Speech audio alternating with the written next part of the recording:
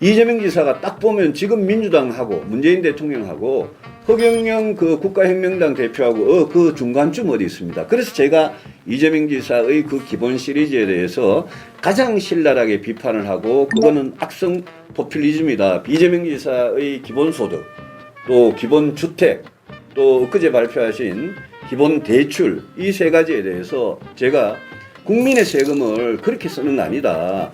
국민의 세금은 국가의 도움이 절실하게 필요한 분들한테 집중하는 게 맞고 문재인 정부의 소득주도 성장이 처참하게 지금 실패를 했습니다. 그래서 제가 보면 이재명 지사가 기본소득은 복지적인 경제정책이다 이렇게 주장할 때 제가 늘 그거는 소득주도 성장의 시즌2다. 그거는 실패할 수밖에 없는 정책이다. 특히 노무현 정부하고 문재인 정부가 닮은 꼴이 있습니다. 그게 뭐냐 하면 공급은 안 늘리고 공급은 이미 충분하니까 공급은 늘리지 않고 세금과 규제로 부동산 문제를 해결할 수 있다 이렇게 주장을 합니다. 세금이 가격으로 전가가 되는 거죠.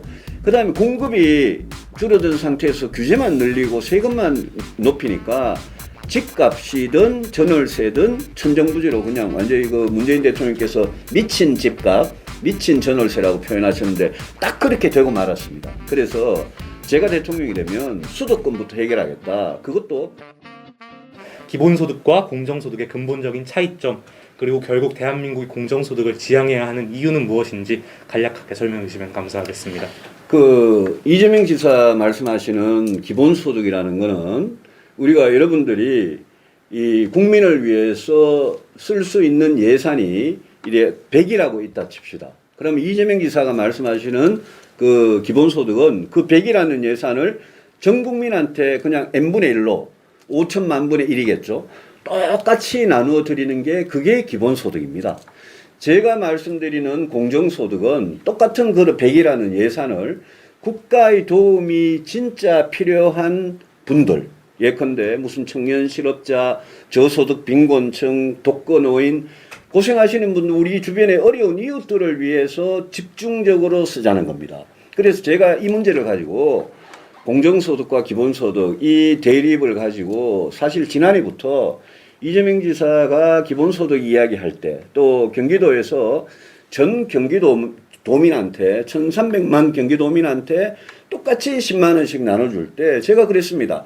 아니 경기도민 중에 그 10만 원이 없어도 살 수 있는 분이 있고 그 10만 원 가지고는 지금 자기 어려움을 해결할 수 없어서 20만 원, 30만 원 받고 싶은 그런 어려운 이웃이 있는데 왜 경기도민한테 똑같이 나눠주시냐. 그래서 제가 이재명 지사의 기본소득, 또 기본주택, 또 엊그제 발표하신 기본대출 이 세 가지에 대해서 제가 국민의 세금을 그렇게 쓰는 거 아니다.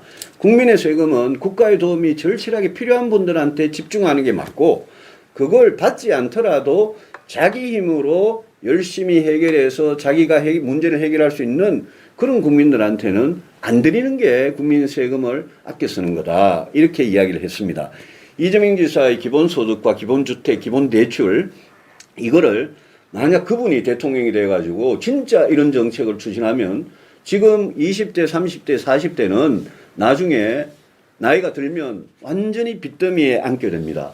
그거는 분명히 아셔야 되는 게 지금 문재인 정부도 국민의 세금을 함부로 막 쓰는데 이재명 지사는 제가 보기에 여러분들 그 국가혁명당의 허경영 대표라고 아시는지 모르겠는데 이재명 지사가 딱 보면 지금 민주당하고 문재인 대통령하고 허경영 그 국가혁명당 대표하고 그 중간쯤 어디 있습니다. 그래서 제가 이재명 지사의 그 기본 시리즈에 대해서 가장 신랄하게 비판을 하고 그거는 악성 포퓰리즘이다 비판을 하고 제가 정책적으로 이재명 지사하고 가장 이렇게 대척점에 있는 후보라고 생각을 합니다. 저는 이 이슈를 가지고 이재명 지사를 여러 번 제가 정책적으로 비판을 했고 여러 번 이재명 지사하고 끝장 토론을 하자 이렇게 제가 주장을 했는데 아직도 토론이 안 이루어지고 있습니다. 문재인 정부의 소득주도 성장이 처참하게 지금 실패를 했습니다. 그래서 제가 보면 이재명 지사가 기본소득은 복지적인 경제정책이다 이렇게 주장할 때 제가 늘 그거는 소득주도 성장의 시즌2다. 그거는 실패할 수밖에 없는 정책이다. 경제성장이라는 거는 그렇게 쉽게 그냥 국민들한테 돈을 나눠준다고 되는 게 아니라 경제 성장에는 굉장히 어려운 과정이 필요하고 그 과정이 바로 기업들이든 개인이든 혁신의 과정이다. 우리나라 부동산 시장의 동향에 대해서 지난 50년, 60년을 이렇게 장기적으로 보면요. 우리나라에서 부동산 문제의 진앙지는 늘 수도권입니다. 서울과 서울 부근입니다.